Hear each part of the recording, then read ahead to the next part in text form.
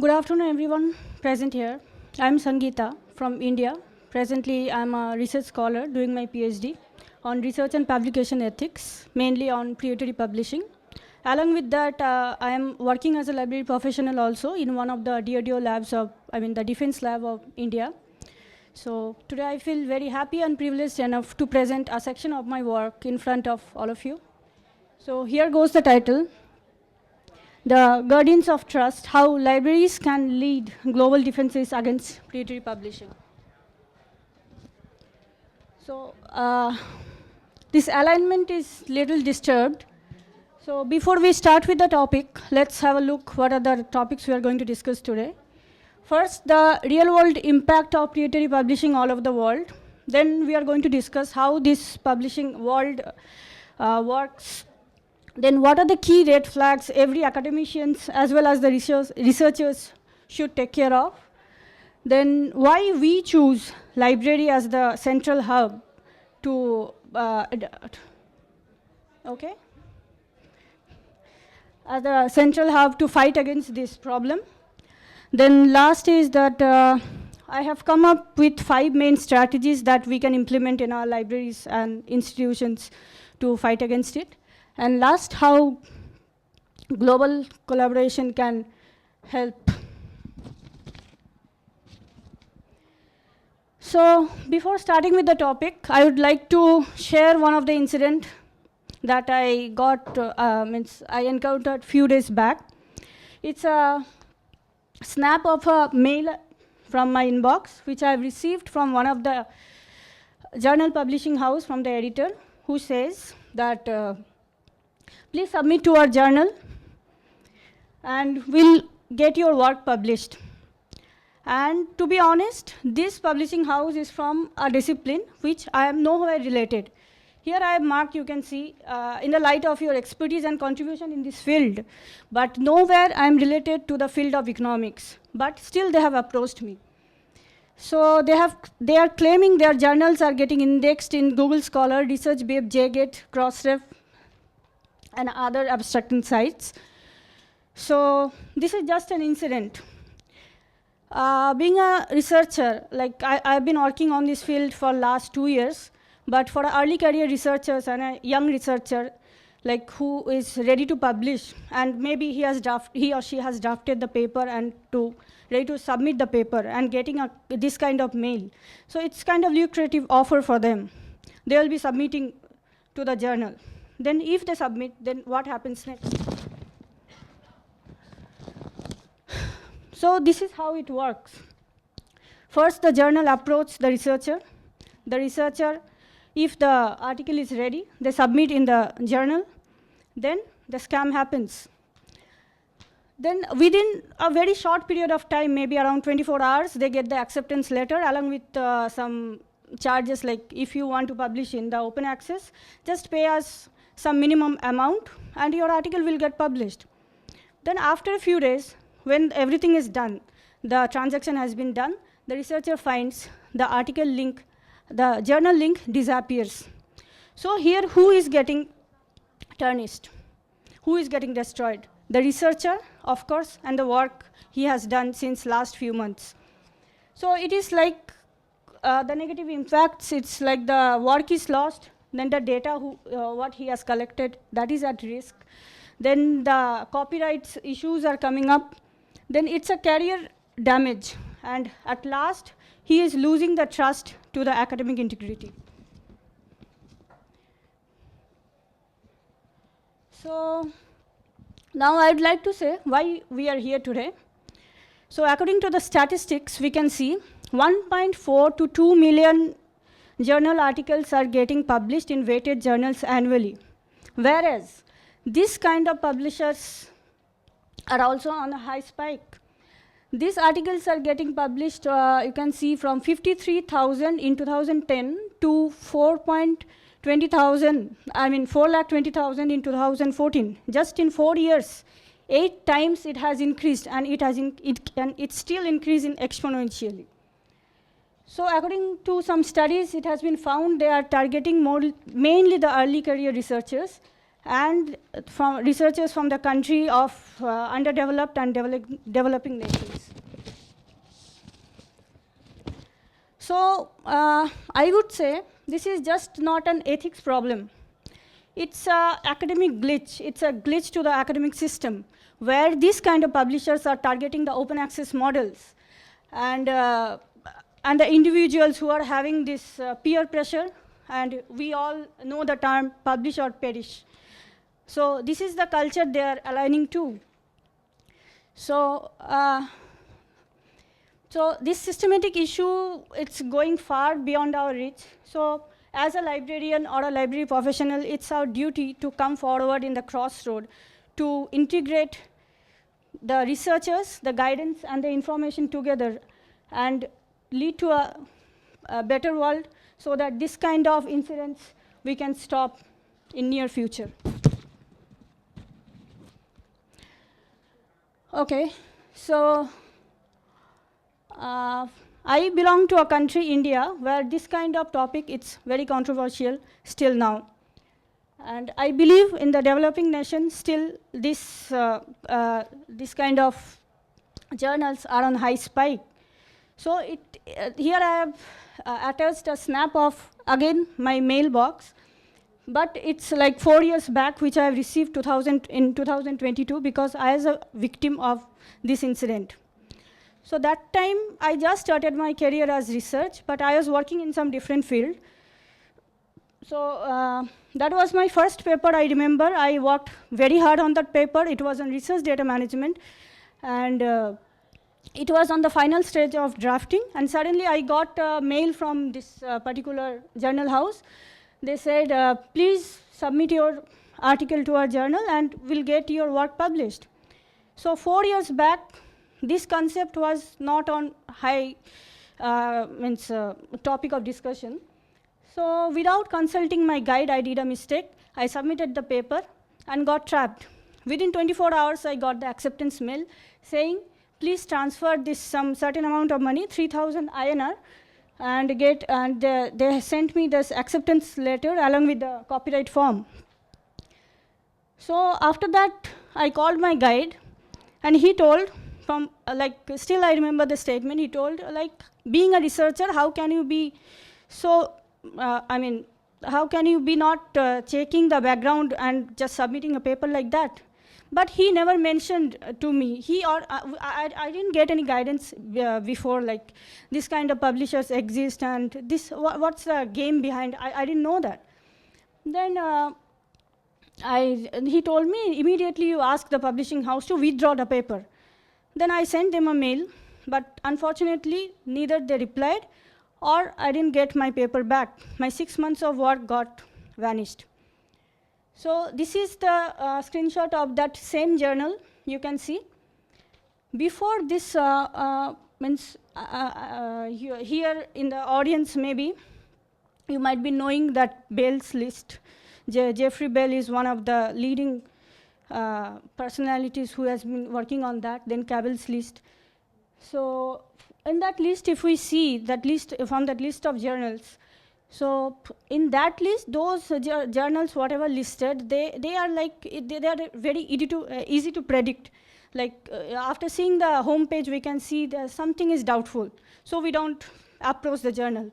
But with days, gradually, these journals, with the help of AI and all, they are imitating the weighted journals also and making their website having a similar look and feel effect of the predatory journal. So here nowhere they mention about the APC or the publication charges, and claims to have an impact factor very high range from like 4.0002 you can see here. And mostly these are like multidisciplinary journal. They can publish any kind of articles in their journals. So while working on this, I came up with a new topic.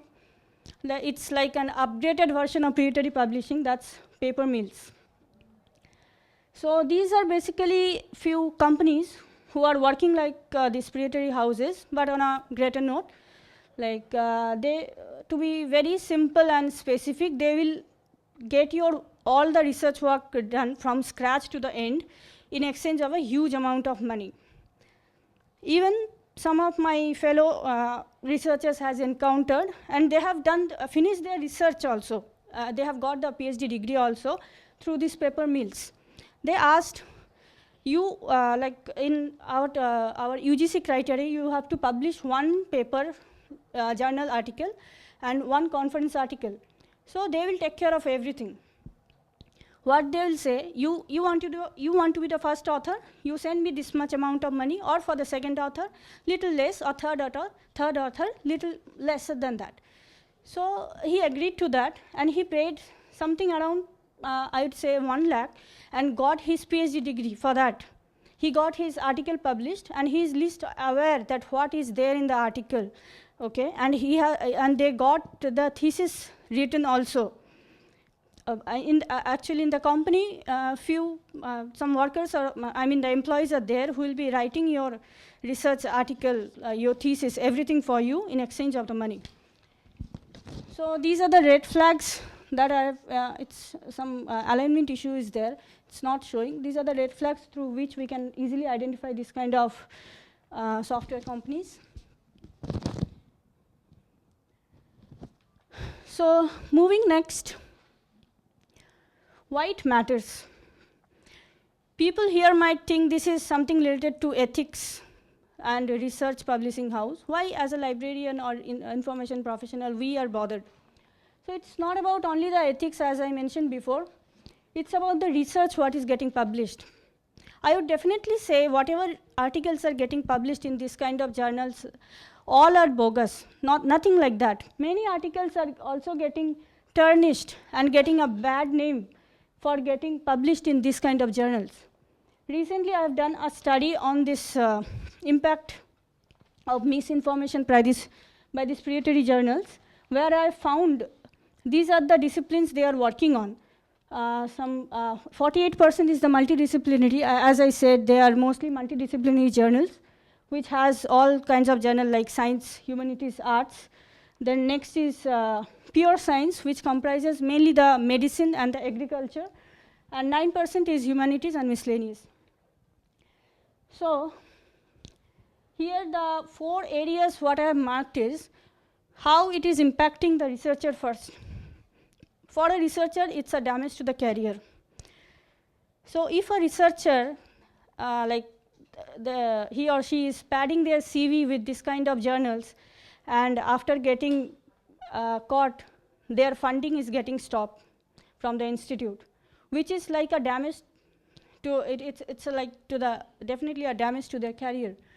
Next, for the science, which is like very disturbing.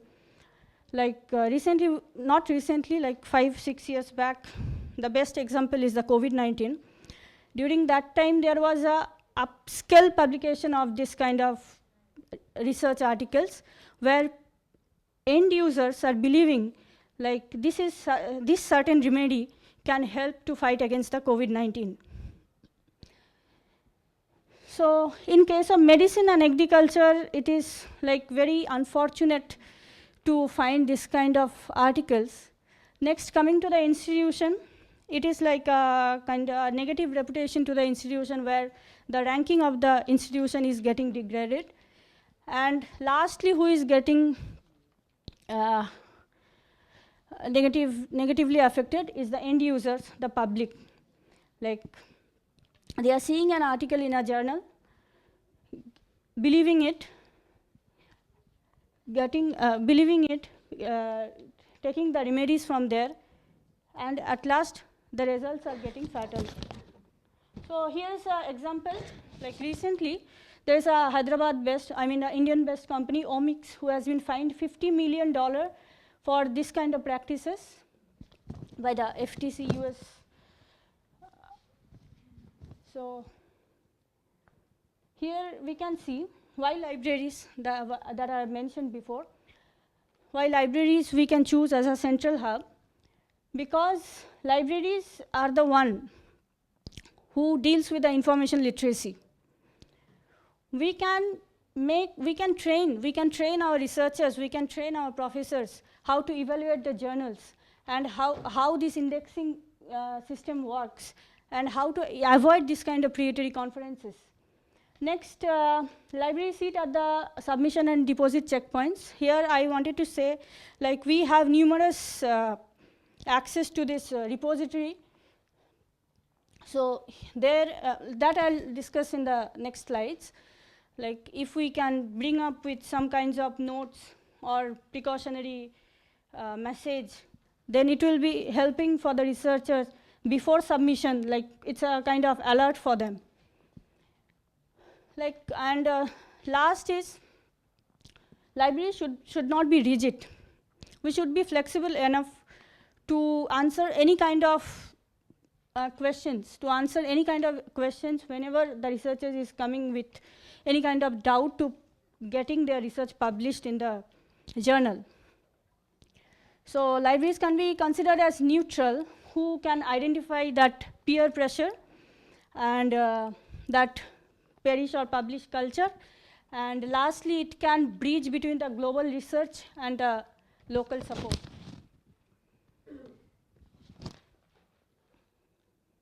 Okay, so what I was telling that, it's not about only the ethics problem, it's an integrity, security, and the policy issues. So it's not like it's harming only the researcher or the institute, nothing like that. So it has a bigger picture if we dive deeper. So it's mainly the privacy and the security issues. Even the cybersecurity issues are also coming here. Suppose one medical journal, in a medical journal, one scientist is submitting an article with patients' confidential data. Okay, so and it has been it's not an example, it's a like real incident only. So after a few days, the patients find those data are getting published in somewhere else, some other websites. So it's like a security breach of the data. And this institutional policy and reputation that I mentioned before. So these are the main resulting impacts, the negative impacts that are there, that is beyond ethics, like it's an institutional embarrassment and reputational damage, like it's a damage to the researchers also, and also to the policy exchange. Okay, so before I was working in a library where they have done a pilot study like this. Suddenly, in a few years, they found there was a huge rise of this publication in predatory journals, and they were just thinking what to bring about to downscale this process. So they came up with this idea. In the repository we know, like DSpace or whatever repository, ePrints, what we are using, like before submission, they just put one small note like this. Heads up, have you checked that journal is trustworthy? So when a researcher is submitting one article in a repository, before submission, he'll just take a pause and think, okay, let's have a look whether this journal is actually weighted or some question is there behind it. So after doing this pilot study, they found a significant decline of this publication in predatory journal. So coming to the strategies, what I'm going to discuss in the next few slides, there are 5 strategies what I've tried to sum up. Coming to the first, that is the strategy 1, that's warn early and warn gently. So as a librarian, we know what's the game behind. So we'll be receiving this kind of mails every now and then. So if we just consolidate this kind of mails and bring up in the library blog or website, like, please have a look before submitting your paper, because we have been receiving this kind of mail since last few months. So that can also help, and publish in the website, or we can just send a mail to every researchers working for the institutes. So these are the some sample mails, sample examples that I've attached. Next, we can definitely take help of many AI tools, which University of Columbia has already taken. They have found one, they have made one AI tool that can detect, that has detected 1,000+ predatory science journals, which is a really good thing. Then crowdsourcing intelligence. See, library, as I'm telling so many times, it's a central hub where we get a lot of connections. We get a lot of networks through consortia. So through consortia, if we just, suppose I'm a librarian and I'm listing out in 1 year what are the journals I have encountered as predatory, and sharing with my interlibrary partner, like please have a look to this journal and circulate among your institute members, then that can also be a small baby step towards this. The next strategy is the embedded credibility checks in workflow. So to be honest, as a researcher, it's a very difficult task for him or her to check every time, okay, let's see the journal of this so-and-so, whether it's predatory or not, to go to the site and have an evaluative check for that. It's really difficult for them. So what if in the database where they are searching, like the abstracting and indexing database like Scopus and Web of Science, we come up with this kind of, what do you say, some notes, like batches we can put, like for green we can say as trusted journals, yellow for like little doubtful, and red for definitely a predatory journal. Then it will be very easy for them to detect in the initial stage while they are selecting for the journal, like where to publish. So this is like before the submission, and it is before the publication, and it is like after the publication. After the publication, when they are submitting in the repository, their respective institutional repository, they we can, like a librarian in their institute can put up this kind of notes, like this International Journal of X, suppose. This journal is not indexed in DOAJ or Scopus. Are you sure you want to publish in that? So that kind of questions can help. Okay, so as I mentioned before, libraries can make a list of journals what practically every day they are encountering, and put a badge in the website, like these are the list of journals where you can publish. And that will be very easy for the researcher to see, like, okay, this journal has a green badge, means I'm ready to publish in that. It's definitely, like with confidence they can publish in that journal. So if batch present means they are confident to publish, and if batch is not there means, like, okay, let's take a break, then think, consult the library, after that you can decide. So strategy 4 is like reframing is as a security issue, not just an ethical issue. So library, in every institute's library has a close connection with the IT departments. So we can take help of them.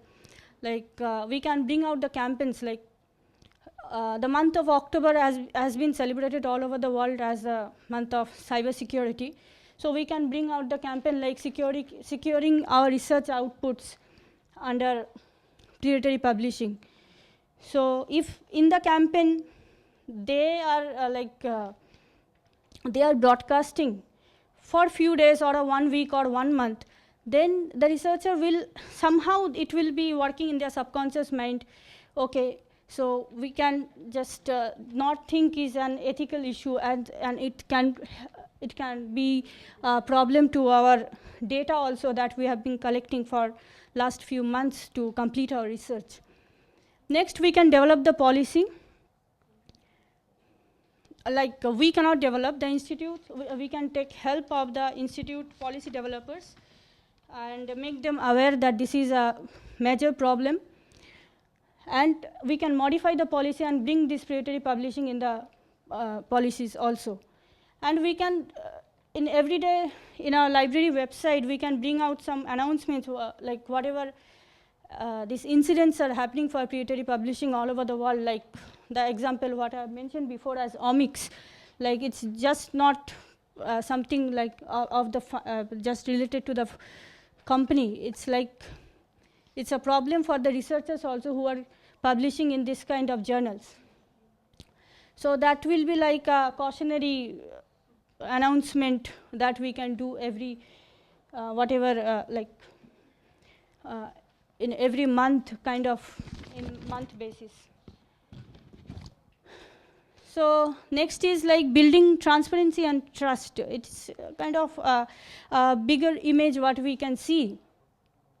So we can arrange for a meet and greet event with the editor where researchers should be able to ask that kind of questions that are bothering them. Next, we can conduct some workshop related to article publishing charges.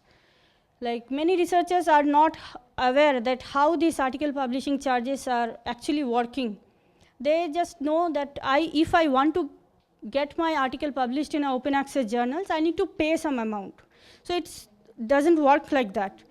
So to getting the work published in a vetted journal, there are some workflows, the APCs, how it works, that they need to be aware of. Next, we can set up the boot camps, like and making them aware how the peer reviews policies work.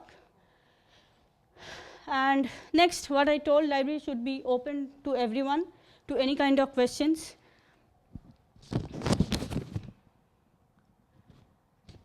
Last is the final, this global cooperation.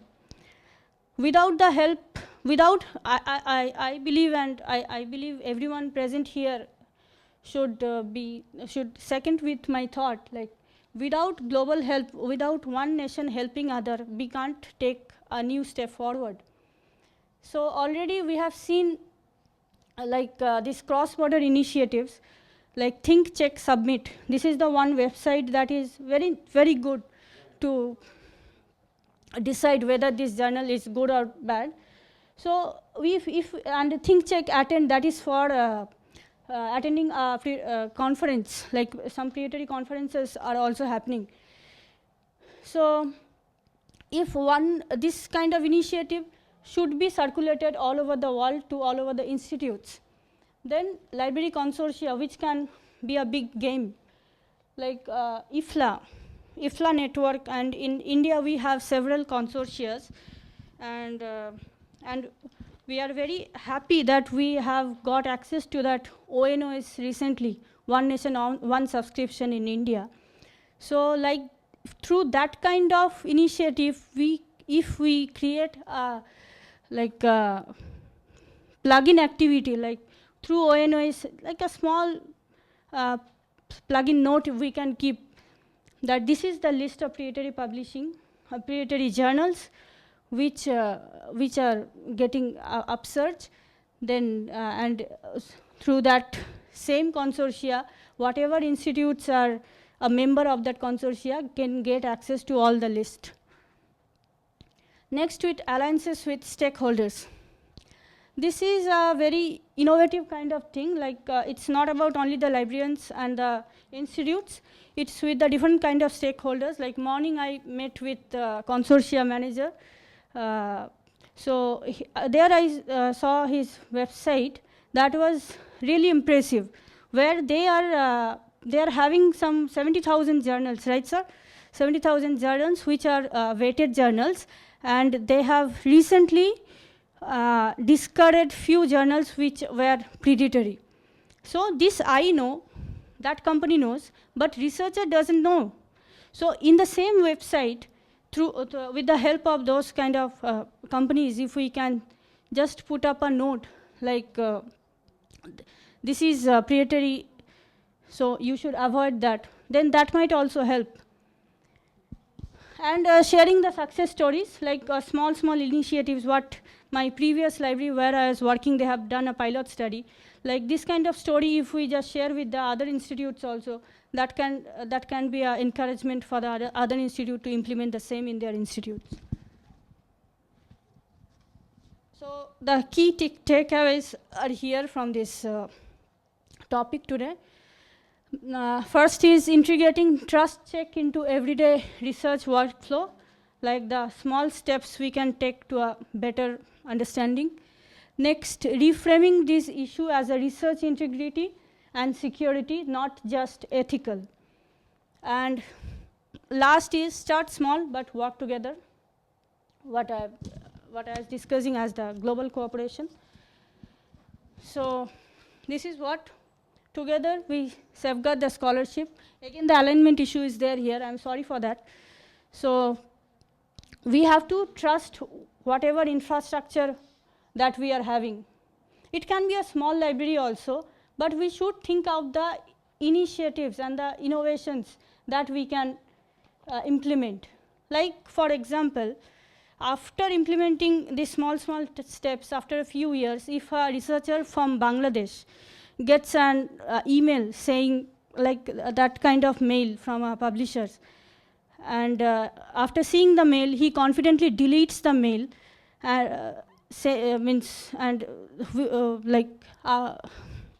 deletes the mail, thinking that it's definitely a predatory one.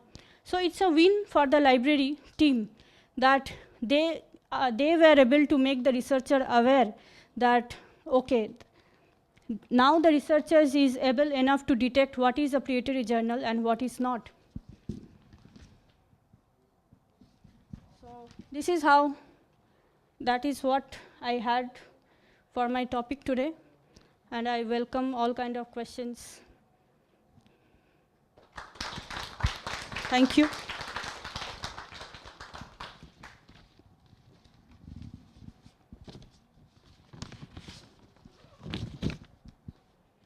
No questions? Yeah. You mentioned a lot of stakeholders involved, but you didn't really mention the institution itself. You didn't mention the institution, so the university itself. But obviously the university maybe has its reputation damaged. Why don't the universities get involved and actually put their logos on the papers that their staff publish, so they take responsibility for making sure that what gets published is reputable? Sir, this is a very controversial thing what you have asked, because it's very unfortunate to say many universities are publishing this kind of journals. And they are forcing the researchers to getting their work published in this kind of journals, which is very disappointing as a researcher. But I alone cannot do anything. When my friends are asking, like, see, Sangeeta, like, see, my guide has told to publish in this journal. Okay, but as like, I'm helpless, I can't do that. I can just tell you, take your time, you get your quality work done. But don't make your work getting tarnished by getting your work published in this kind of journals. But still there is a peer pressure that publish or perish concept is there. And they need to finish their work within 1 year. So they are spending some money getting the work done. That's what. It's very unfortunate.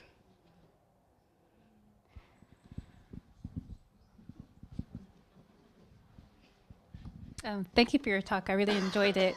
My colleague and I, we just taught a predatory publishing workshop not too long ago, but I'm learning new stuff to add to it, so this is really great.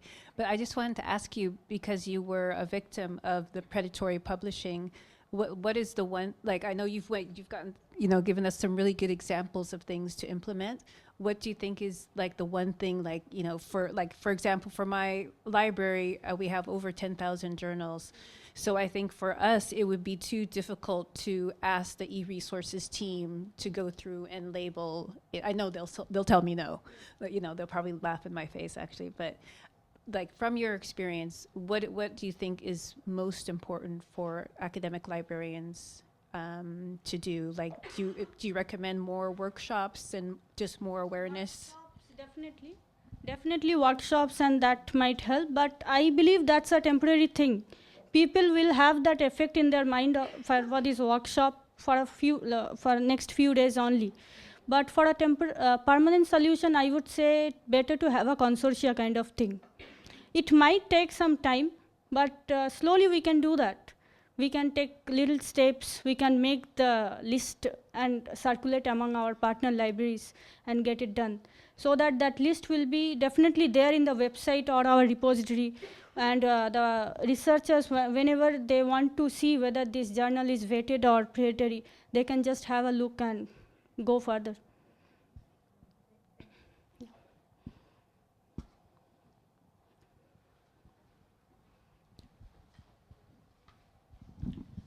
I do not know if you are aware of the Bill's predatory journals. It went out of circulation because, a number of titles there were suing Bills. And now you are now suggesting that we come up with another list. Would this be viable? And how would you go about, in your country, how would you go about, coming up with a list? So whatever Jeffrey Bell has done in his list, that is really controversial because many of the journals are Scopus Index and Web of Science Index that has been found. I am saying we should be practical enough, like we can take help of the practical examples. Like today I got a mail like that from the journal of certain publishing house, that I can flag it as predatory today. Next day, my fellow colleagues can get a similar kind of mail from other publishing house. That's a practical thing. I'm not consulting any other list to get my list getting modified. It's the thing what I am encountering every day. That's what I told. It will take some time. It will take a lot of time. But if we start today, maybe after a year we can have a certain list of journals that will help.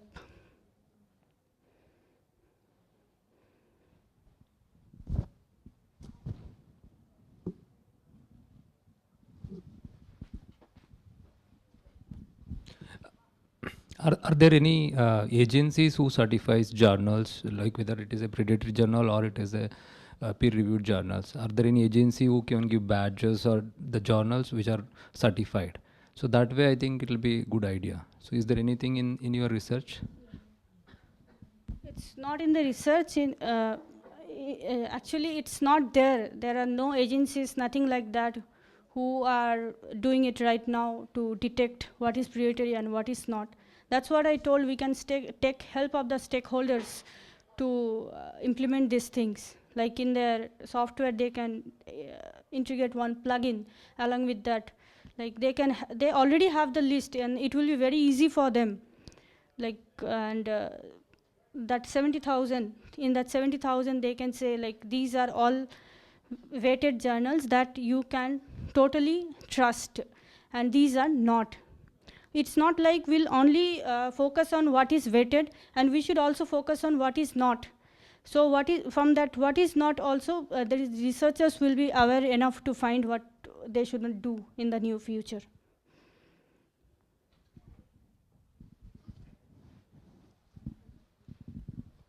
Do you have any country-wise statistics where that untrusted journal?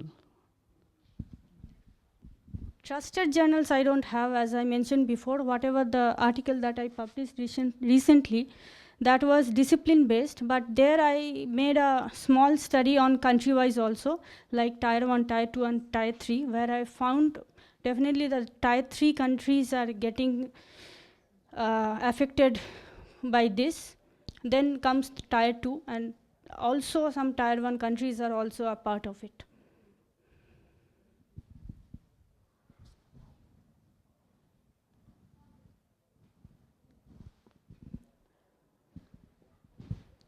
So I think if there is no questions further, I can wrap up the session. Thank you so much.